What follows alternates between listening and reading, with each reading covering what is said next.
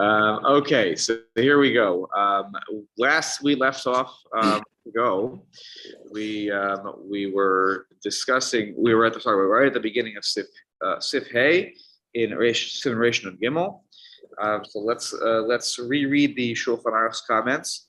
We'll then read the Mishnah Berurah's comments that go along with it, and then we will begin our trek through the Ramah, who has a lot to say about this topic. And of course, the Mishnah Berurah subsequently has quite a lot to say about what the Ramah says. So let's work our way through this. Sif Hay begins. Mutter loses al pikadei raschamin b'Shabbos tavshil shenisvashal me'erev Shabbos kol tzarko kegon pandish v'chayotze bahen l'chamman lefi she'ein derech b'shel l'kach. It is permissible to place on top of a pot that is hot, very hot on Shabbos, another pot or food that was cooked from before Shabbos the entire way. It is fully cooked because, again, if you're cooking food, even if it's sort of on, there's a pot and then there's another pot on top, and we'll call it perhaps an abnormal way of cooking, notwithstanding what Hinda has put forth, that there are certain pots today that are made for this.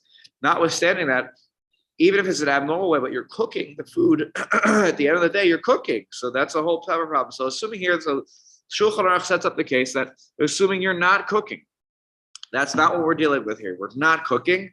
We're reheating on top of another food, on top of another pot that is hot. Let's take a quick look at Pei Hay in the Mishnah Berurah. Pei Hay, Sifkat on Pei Hay. He says, Al pikadei raschamin. And he says here, importantly, Afilu yomedes alaish. Even if it's on top of the fire directly, that bottom pot is on top of the fire. So an example of what we're talking about here, an easy example to think of in our kitchens, would be using a crock pot. Crock pot is al ha'esh, right? It's literally on top of the heating element. And if you wanted to put some, and people do this, sometimes it's a balancing act, but you want to heat something up on top of the cholent. So you put a potato kugel, again, you have to balance it the right way or whatever because the handle, but you can put something on top of the crock pot to reheat, even though the element is heating up the insert in the crock pot, and you're putting this directly on top of the insert. That would be, I think, the parallel case that's easy to think about in our kitchens. Let's take a look at. So let me just finish translating out the Shulchan Aruch. So the example he gives here is kigon pandish. I've heard pronounced pandish. Okay, what's pandish? Pandish is, we'll see in a moment, is think about it like a bureka with meat inside it. There's a pocket inside of this food, and it's stuffed with meat. So let's say you want to reheat that, or anything like that. You want to heat it up, and you put that on top of the other dish,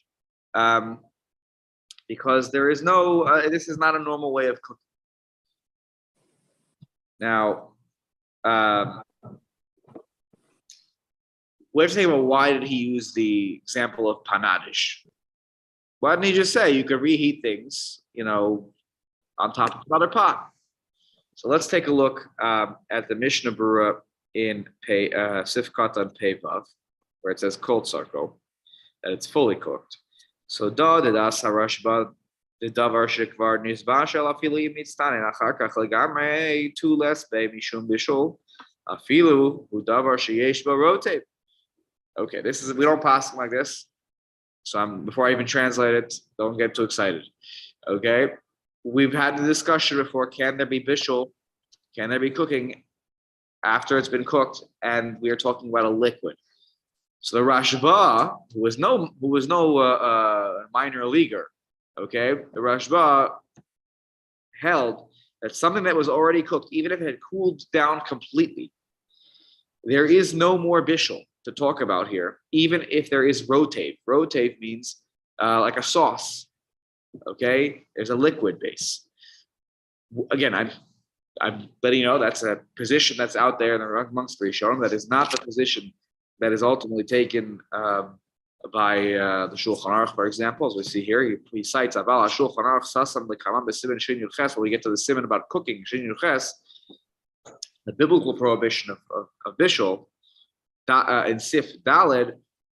He follows Kedas Harosh Shesova. He follows the opinion of the Rosh Rabbeinu Asher, who says Davar Sheyesh Bo Marak. If there is a liquid in there, in Mitztanein, and it cools down completely, Yesh Bo Achar Kach Od Mishum Bishul. Then there is bishul on the table that we can discuss as a possible violation of the laws of Shabbos. So that is the opinion that we follow. The Rosh. I don't believe anybody paskins at the end of the day like the Rashba, but know that such an opinion it does exist. So when you're learning the lumdus of Hilchot Shabbat, or you're learning, I think, in the first parak where this topic comes up a little bit, so you'll learn the Rashba and you'll learn the Rush, and that's but we follow the opinion that there is cooking. Well, how much liquid constitutes a sauce? So this is that's exactly where we're about to head right now. So that's going to be the question here. Yes, Lloyd. Usually the kind of gravy means gravy, right? It's an adjunct to the main dish, right? As opposed to like a soup, marak soup, right? Standalone meal. Good. So did everyone hear? Because I have this thing here. Did everyone hear what Lloyd said? Did everyone pick that up? Didn't pick it up? Okay. So here, let me just move this closer to you, maybe. But Lloyd was saying that the word rotav implies like a gravy, as opposed to marak, which we eat the soup, where certainly the liquid is more essential to the centrality of the experience than it is if it's just a gravy. So he didn't say those flowery words, but the idea being that even if it's not the main part of the dish, it's just the gravy, that's also an important part of the consideration. I will add that if it's a very minor addition to the dish, you have a little thin layer of liquid, there's room and grounds to be lenient, because that is really not at all the way you would define it. Again, if the reality is everything you reheat on Shabbos has some liquid in it. That's why, again, Rav Avadia Yosef goes as far as saying that as long as it's not the majority in terms of volume, I think he says, then you're fine. Again, if there's a little bit of liquid, I don't think it's anything to worry about. It really starts to become it starts to really be a part of the defined dish, is that it has that sauce with it. Okay, so let's keep going here. It's actually important to go on to follow up with Hinda's point, which is, well, what is a liquid? Right? Where is it a liquid? Where is it a solid? I think you're trying to draw the line, right, Hinda? Where one begins and one ends. So he says here, "B'hacha bepandish." The Mekil HaShulchan Aruch L'Chaman. Here, the Shulchan Aruch is leading with the pandish.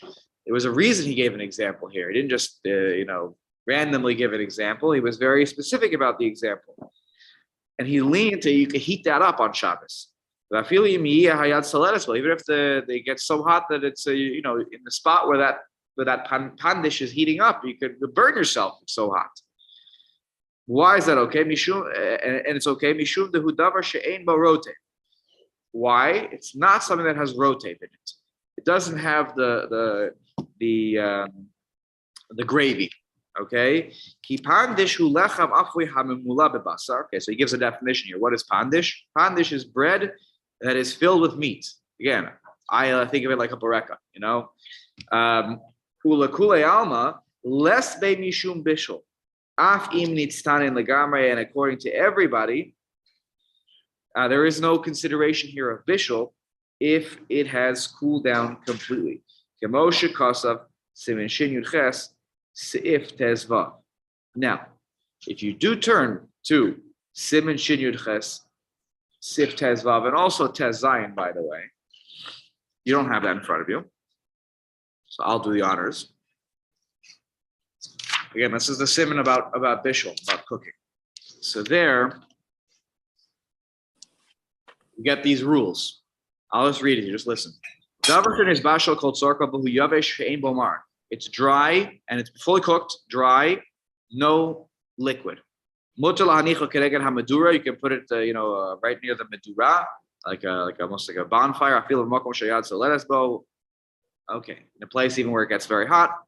Okay. Vafilu, the Ramah even says, "V'afilu needs tana inquiry. If it had cooled down, not a problem." Okay, but if it was aval huroteach, afilu b'davar sheyesh b'marak, if it's still boiling and it's liquid, so then you also still can put it back, as we've talked about. Yesh mekilim shlomar, and then there are those who are leaning to say the chol she'eno nosno al gabi ha'esh al gabi akira mamish v'aksamuch lo afilu needs tana in mutter v'nahagu lahakil v'zei imo needs tana in legam. Okay, this is what we talked about in the past. This is the Ramah's position, which is that if it doesn't cool down all the way to room temperature, it's still fine to put the liquid back onto the the heat source, as we talked about.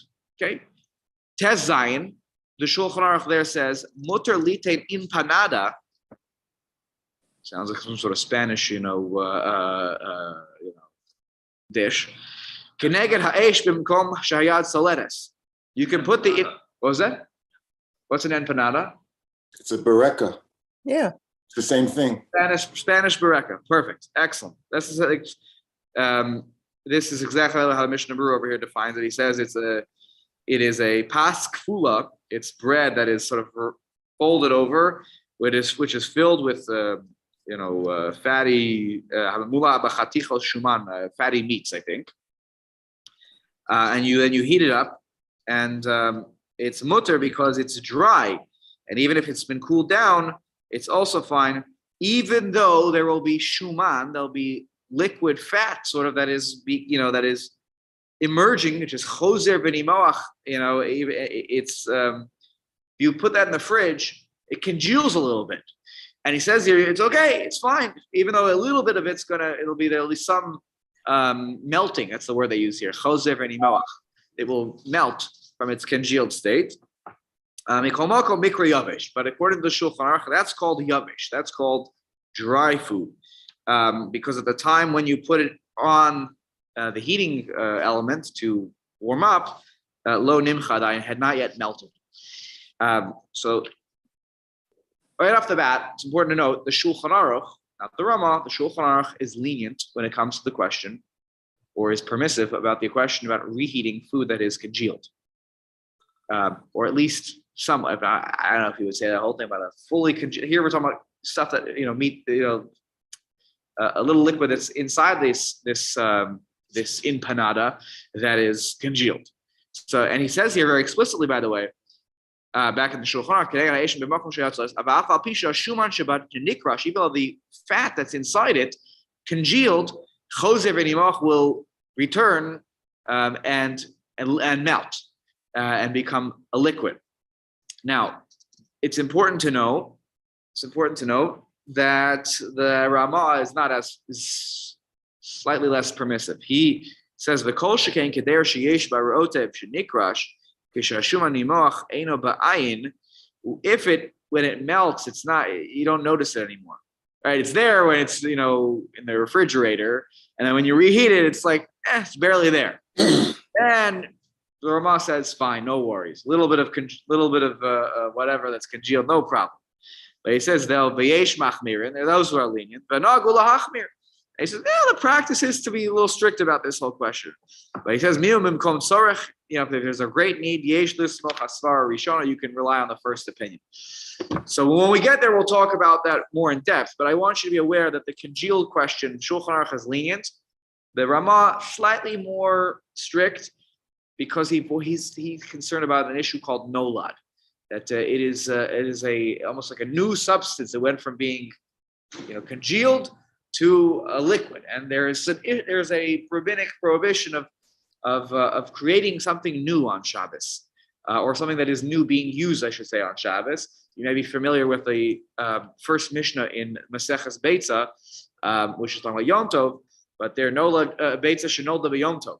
Right, the egg that was laid on Yom Tov Can you use it on Yom Tov? And the answer is no. You can't use it on that day of Yom Tov, on that the day that it is what was that? Saturday. Can you pick up after your dog on Saturday for a walk? Yeah.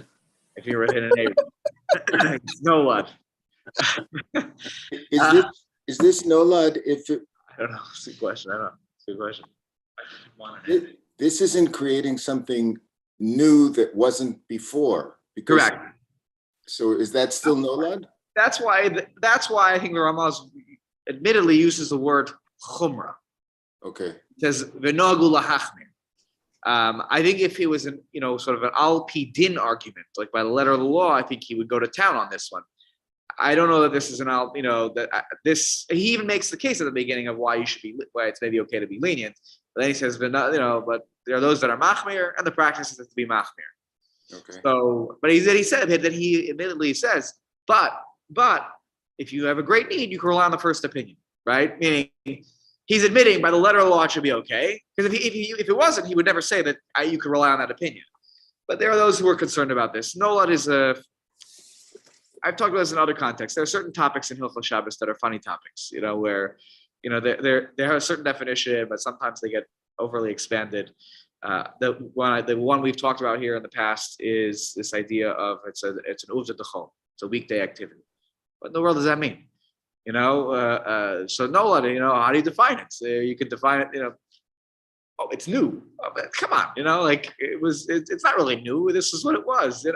So I think that he admittedly goes far on this one, and we'll talk more when we get there. But if you ever at a meal and people have heated up congealed food, just know you have that in your back pocket, whether it should be lichatchila or not. So when we get there to that topic, we could talk about it more.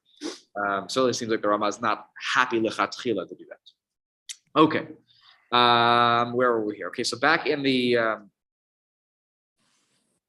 Shulchan Aruch. So I'll do one more passage in the Mishnah Berurah, Pei Zayin. She'ein derech bishul b'kach. This may be the most important thing we've learned now. We're about to learn right this second. This may be the most important line we've learned in this whole simon until now, or whole passage, I should say.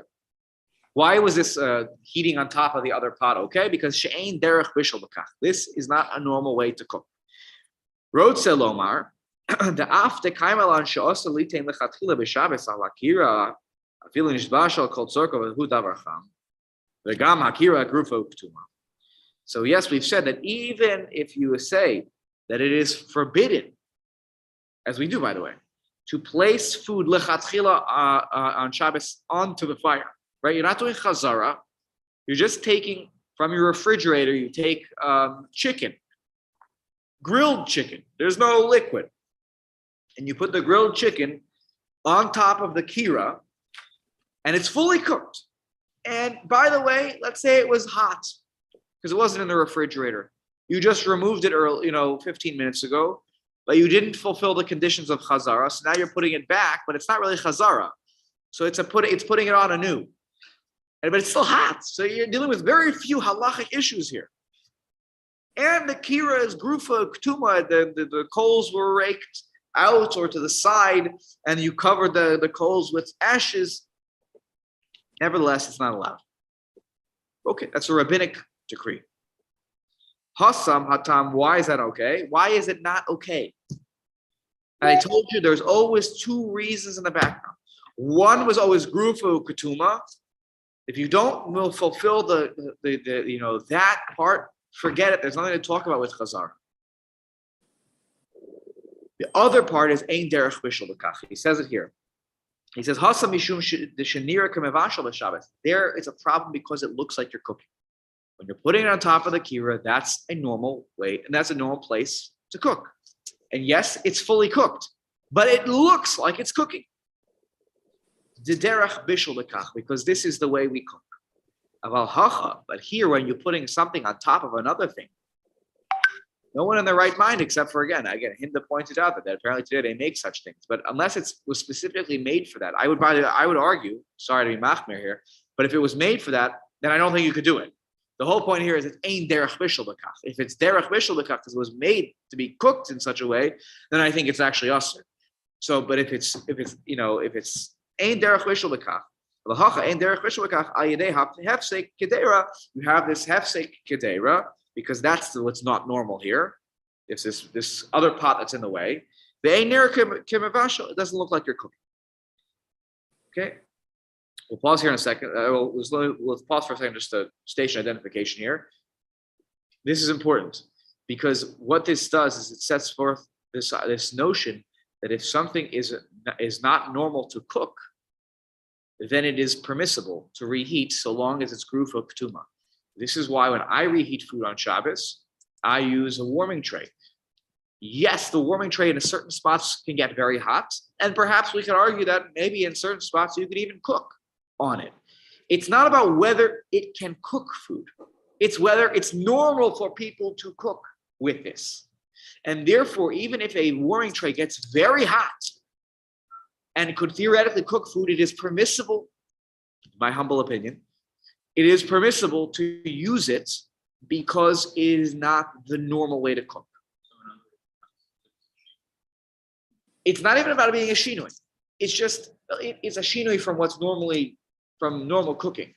The reason I wouldn't use the word shinui is I think of the word shinui as I'm using the item, but I'm just doing it a different way. Right? On Shabbos, like if I use my elbow to do something instead of my hand, my fingers to turn off some light, which we'll talk about this topic soon. So that's different. And it's a shinui, and it knocks it down a level in terms of the severity. If it was a daraisa, it would be a darabana if you do something with shinui. Here it's not a shinui. It's just not normal. I'll tell you what's an example why it's not a shinui. A warming tray. I don't have one of these, but perhaps some of you have them on your oven. On the bottom of the oven, some people have like a drawer. So not a warming drawer, right? The drawer opens up. You put things in there. You close it up. Now, these are not meant to get very hot, though, also. But they are meant for putting food in them, but they're not meant for cooking food in them. They're actually meant for heating food up, keeping them hot, etc. Those should be, in my opinion, and the late Rav Gedalia Dov Schwartz, from the CRC, I remember he paskin that is permissible. You use a warming drawer, if I'm not mistaken. And it makes sense based on logic that should be permissible. Yes, one thing you have to make sure with both the things I just mentioned, that any dials or knobs are covered. That's the Grufo Ketuma equivalent. So of all the things we've learned, this is probably the most important in terms of practically speaking, heating up food. You have to have Grufo Ketuma and Ein Derech Bishul B'kach. If you have those, you're good to go. The not that long ago, and many still do today, use a kedera agabe kedera blech, a double, this double layered blech. You could do that too. And then you put that on top of your stovetop. There's the flame from the stove. And that's heating things up too. That is permissible. If you have a kedera agabe kedera blech, so we'll talk about there may be some contents that are needed in the bottom kedera in order to allow that to move forward. Is the operative thought here that it looks like you're cooking normally?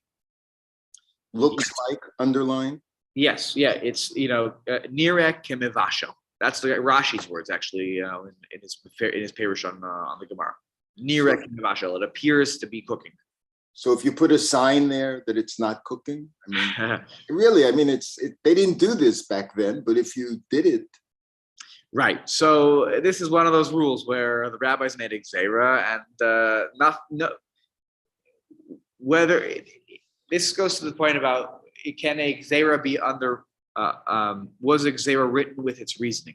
We know what the reason is for the gzeira, but is the reason a part of the gzeira? Sometimes it is. Rav Shechter saying once in a chabura he gave to the kollel, 5% of the time that happens. There's a reason that is intrinsically connected to. They all have reasons, but the reason is tied in with the application of the law. But 95% of the time, even though you know the reason for the law, the reason is not tied into the application of the law. And therefore, whether the reason exists or doesn't exist in any particular situation, the law still exists. Most of the time in halacha, that is the case, as I mentioned a moment ago. That is the case, that whether or not the circumstances that warranted this gzeira in the first place, whether or not they're there, we still do it. Haraya, in a few weeks, we're all going to celebrate a second day of Yom Tov. When in Israel, they're not. We have a calendar. Everyone's favorite argument. We have a calendar. Why are you making us crazy, Rabbi?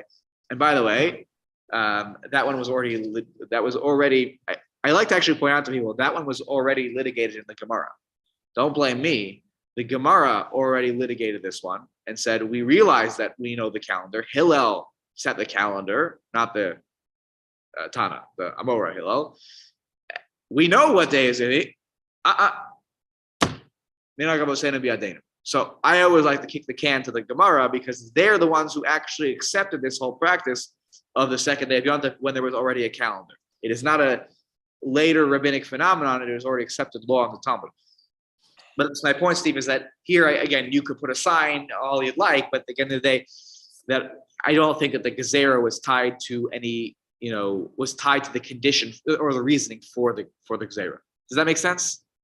That's an important, Yesod in my. I understand what you're saying, but it doesn't make sense. Yes. Fine, as long as you understand what I'm saying. Do we know whether these were communal ovens, private ovens, or 500 years ago, did people invite other people for Shabbos lunch or dinner the way we do now? Yeah, you're saying what was the circumstances that Nira Kem Mevashel met? Right. So it's important to understand. And I just, I wish we had time to, if we had a daily shir, for 3 hours, we had that for like an hour and a half shir. I would love to be able to open up the Gemara at the beginning of Parakira, the third chapter of Shabbos. You'll see that the words Nira Kem Mevashel never appear in the Gemara. Rufa Ketuma does. It is the explanation of Rashi, who says it's Nira Kem Mevashel. That's his whole reasoning about why you can't reheat foods. Unless those conditions are met, you can't reheat over Akira.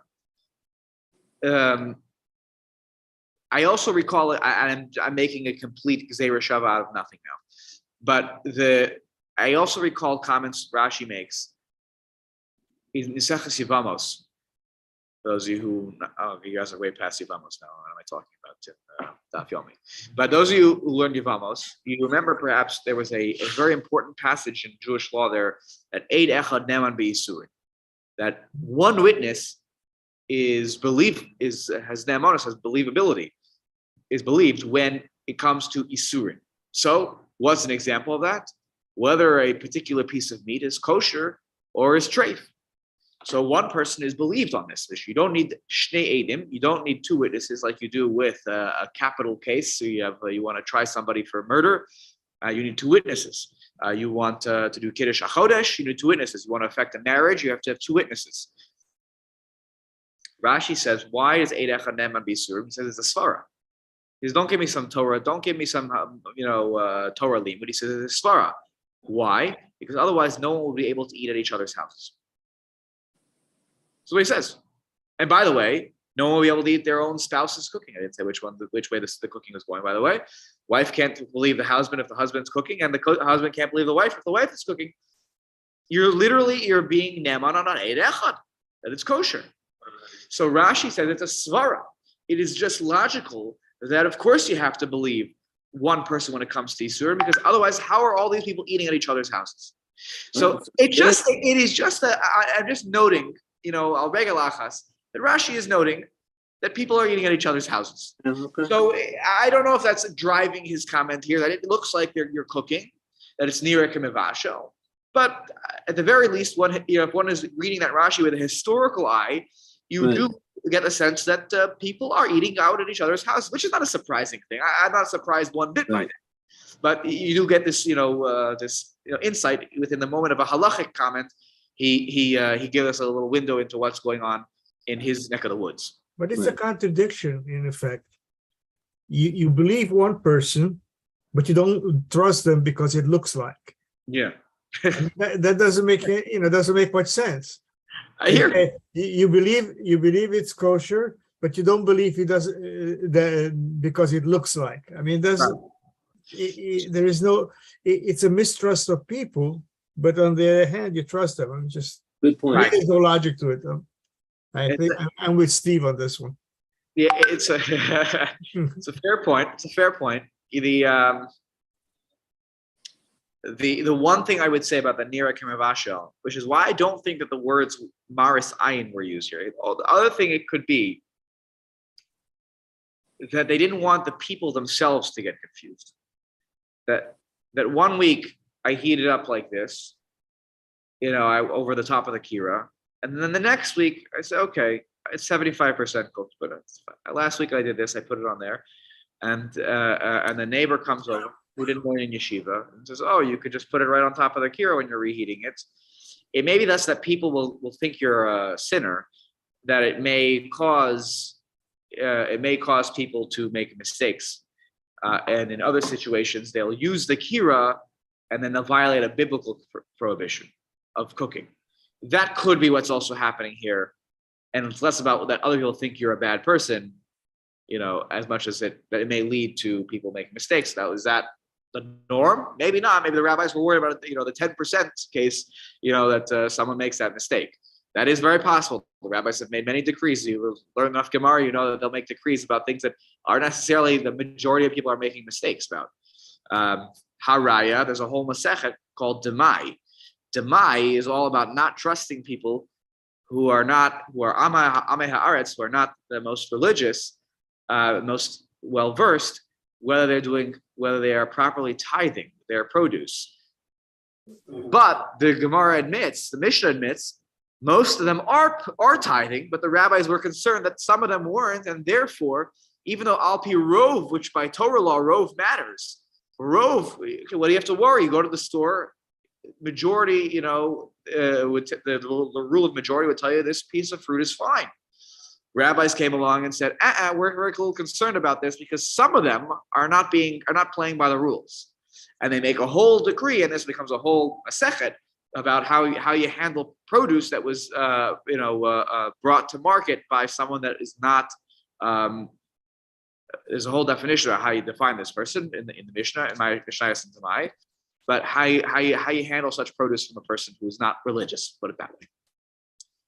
So I hear your point, but it's not unprecedented. At least I'll say for the rabbis to make decrees on minority types of cases. Okay, hopefully that helps a little bit. I hear what you're saying. Hopefully that my back and forth here actually hopefully gave some clarity as to why maybe they made this gzera, even if you disagree with it. Okay, one more line in this Mishnah Berurah. If there is here comes your no lud problem. Ready? If there is a lot of shuman, there's a lot of the fatty stuff that gets congealed, shenikrash, they got congealed. So you put it in the fridge, in this panadish or in panada, whatever you want to call it. Goes in the fridge, and now you have a lot of shuman that's nikrash, that is congealed. Yesh lahachmer mishum nolad. So there are those here again, Steve, that are stringent. Doesn't say there are that is prohibited because that's the letter of law. There are those that are stringent because of this whole principle of nola, that there is this new created product. Shinimoach hashuman, because the shuman will melt. It will become a whole new thing. As I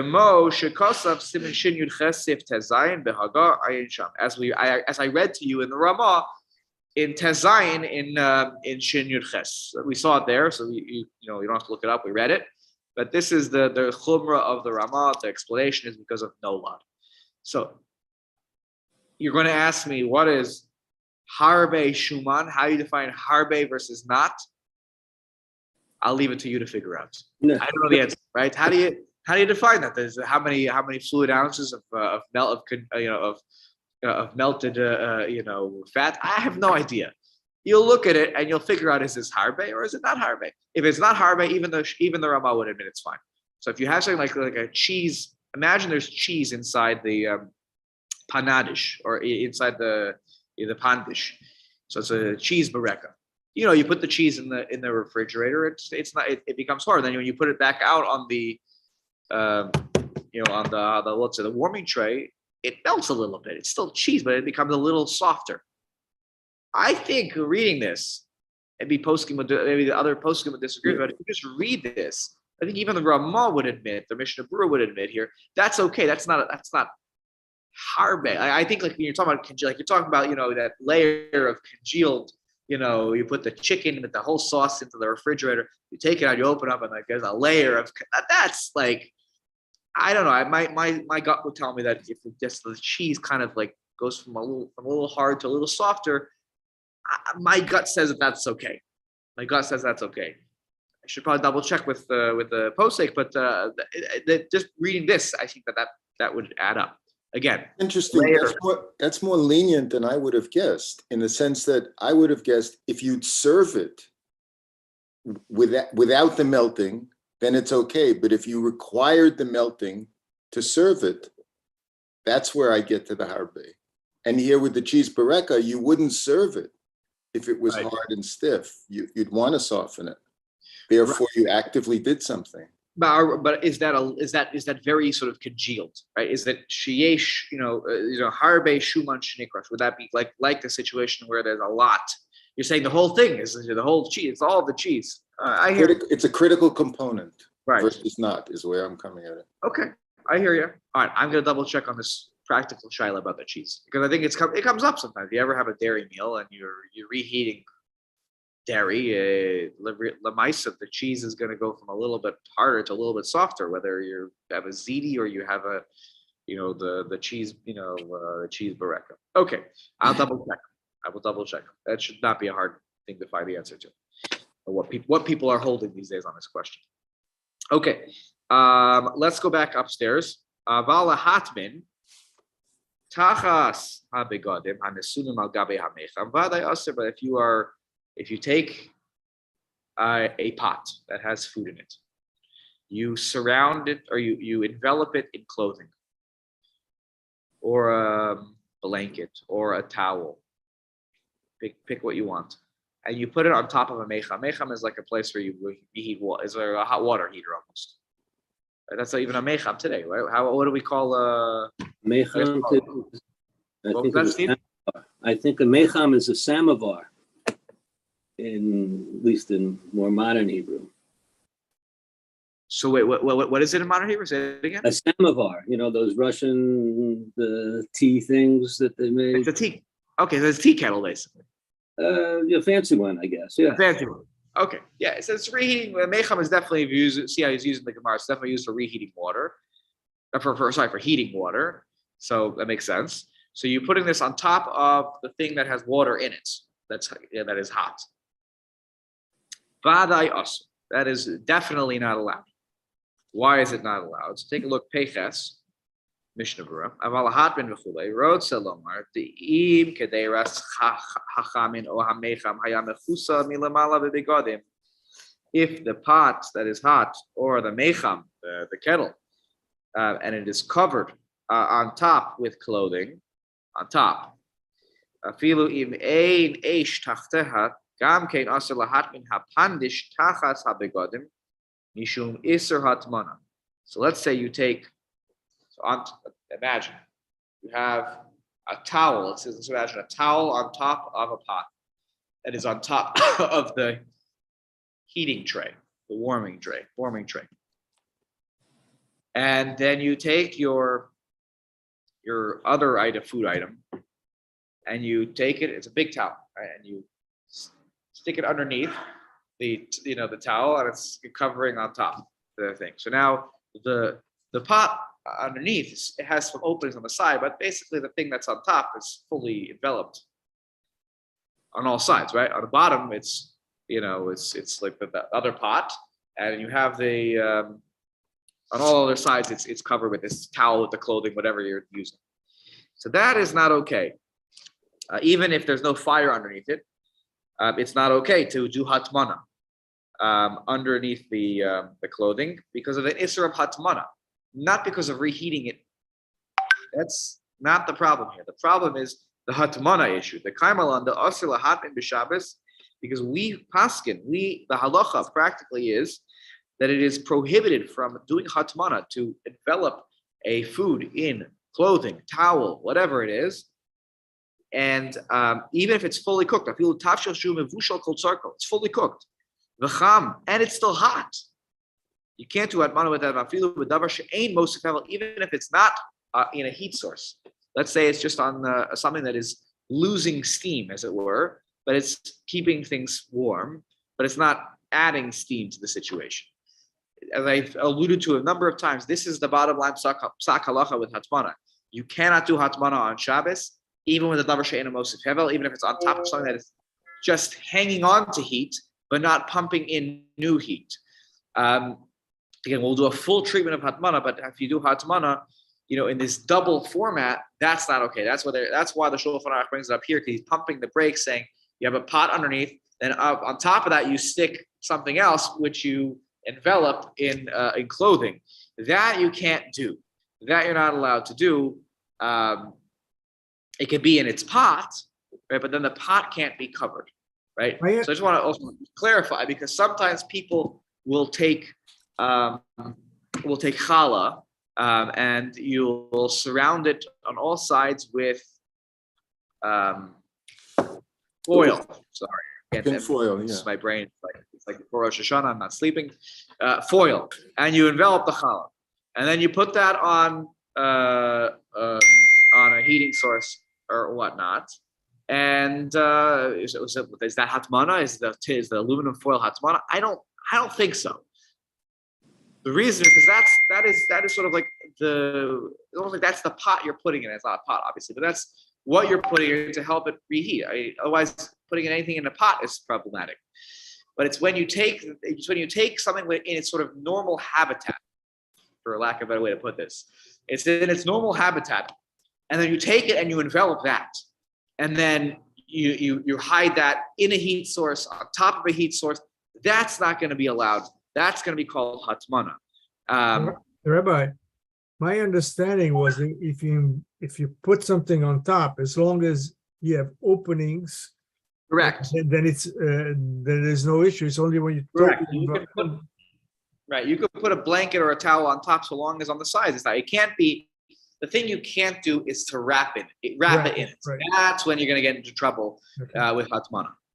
Aside from that, it's not something we're going to have to be overly concerned about in our world. I don't personally, I guess, come across the laws of hatmana too often. Again, so long as you're not wrapping your food in towels to keep it, insulated.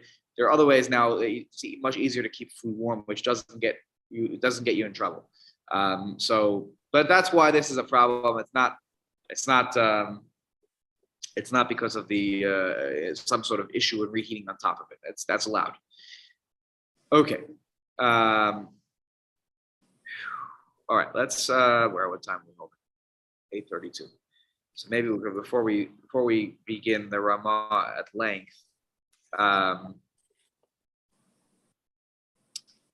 Okay. Let's just read one line. Let's read one line of the Ramah, and then we'll stop. Ramah starts here and says, "You're not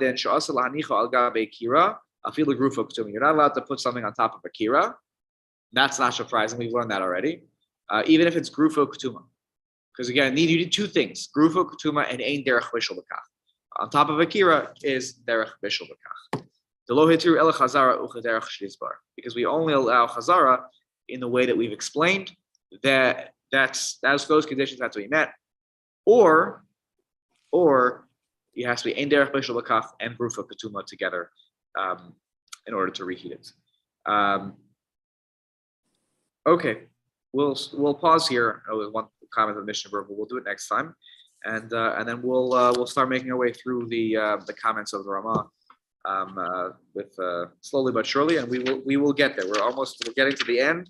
This again, there's 105 comments of the Mishnah Berurah on this sentence, so this has been quite a journey. We're almost there. All right. Well, have a good day, everybody, and thank you, Rabbi Yeshikoah.